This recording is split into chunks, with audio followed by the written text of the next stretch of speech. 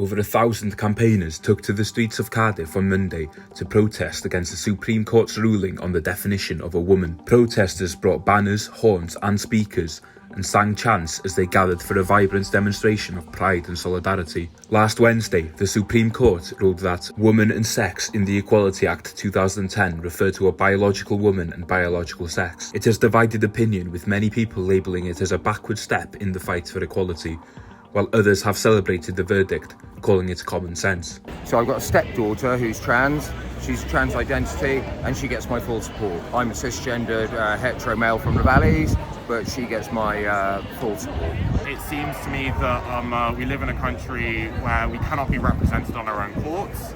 Our politicians don't care enough about us to even provide us the basic healthcare, and there seems to be nobody doing anything about it, so that's where I've come down today. I'm a lawyer, aren't I? So I think that it was very clever. I think that what they did is they batted it back to Parliament and said, you've made the law very unclear, and we're making, I'm used to, well, they used to be House of Lords rulings, now they're Supreme Court. I thought it was a very clever ruling from the Supreme Court.